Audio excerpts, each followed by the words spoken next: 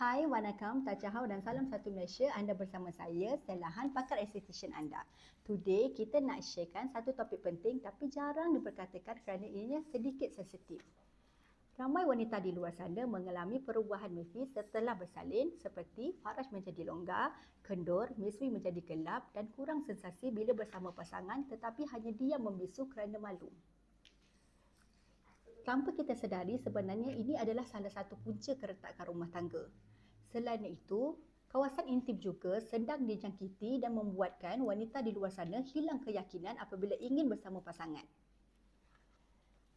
Semua masalah yang saya sebutkan tadi boleh diatasi dan dirawat dengan cara pemeriksaan yang betul.